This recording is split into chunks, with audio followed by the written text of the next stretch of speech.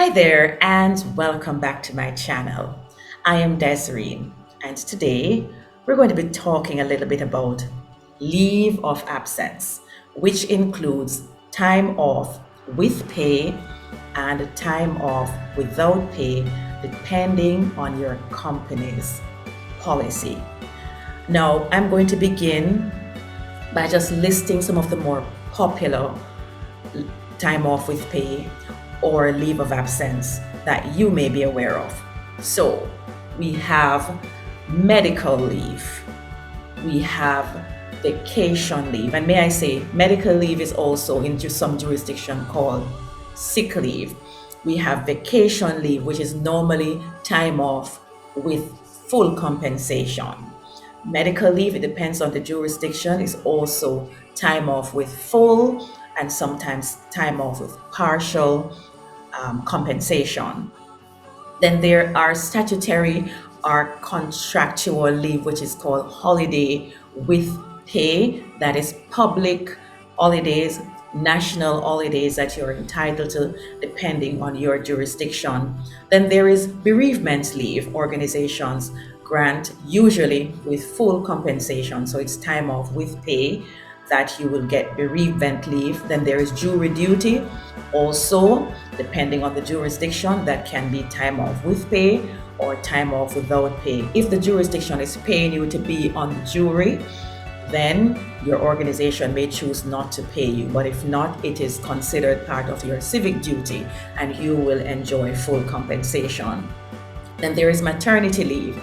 In some jurisdiction, it is maternity leave is with full compensation for a period of time. And then in some, it is your pregnancy, your decision to have a baby. So you save for it. And while your employment is secured, you are not entitled to compensation. Then there is military service. There are persons who are in the reserves and can be called upon, and you go off on leave of absence. Then there is time off for voting as well. In most jurisdictions, there are laws that protects a person's right, entitles a person to a certain number of hours to cast their votes in elections. And then there are personal reasons, and that's the one that is of main concern to me. When we ask for leave of absence for personal reasons, there is always something in the policy that states that we need to declare for what reason we need this leave of absence. Now, the question I had this morning was concerning someone who wanted to start another job, to test out the other job, to see if they are suitable for it. And when they get confirmed, then they will make a decision, or if they like it, they will make a decision as to whether they stay in that job as opposed to the job from which they applied for leave of absence. Now, most organizations will not grant you leave with full benefits from their organization in order to work somewhere else, because you're employed to them because they need your services. Now, if you have a very good relationship with the organization and they want to grant you that, ethics dictates that you fully disclose what you are going to do. Usually organizations have code of ethics, code of conduct, which require a level of honesty on the part of their employees. So what I recommend to employees who are considering a leave of absence in order to start another job. I remember somebody telling me once when I was recruiting them, oh, I can take my vacation. I am supposed to give a certain amount of notice to my employer, but my current employer, but I have vacation, so I can go on vacation and start this job. That would mean that you're dually employed. And I respectfully advise that person that that is not something that I would encourage as a human resource professional. It is unethical. So you either give the time, the notice to your current employee that is required. If you're going for a job and your future employer, your potential employer, is not willing for you to satisfy the notice period that is required by your current employer, maybe that's not a good place to work, because that is not ethical. Usually we would ask, how much time do you have to give? And the person says a month, 2 months, sometimes it's 3 months that the person has to give. And so, as an ethical employer, we would wait on that person to do the right thing by their current employer so that they can join us in the right way. It's just a right way to do it. And so, if the responsibility is also on the employer, the responsibility is also on the employee. You do not apply for a leave of absence and give a reason other than the right reason to test out another job.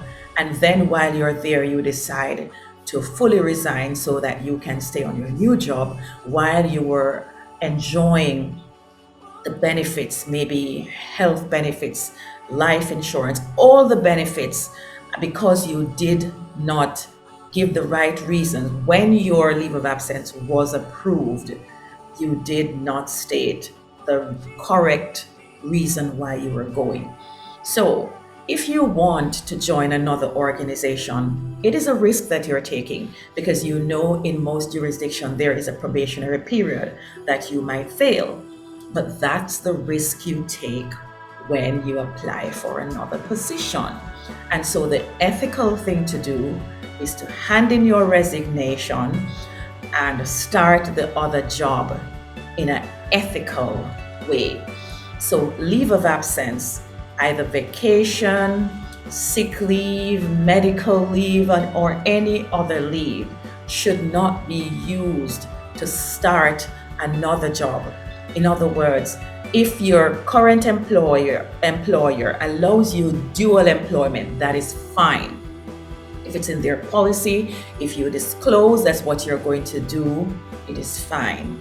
But if not, the ethical thing to do is to resign from your current position and take up the new appointment. The risk is always yours. It's up to you to perform yourself into appointment in the new position, but it cannot be ethical to use leave of absence of any kind to start a new job without the tacit approval, the absolute approval of your current employer. I hope this is meaningful and useful to you as you make decisions regarding where you will use your talent. Until next time, please remember, if you like this video, to give us a thumbs up and to subscribe to our channel and to hit that notification bell so that next time that we are on, you will be notified. Thank you for your time.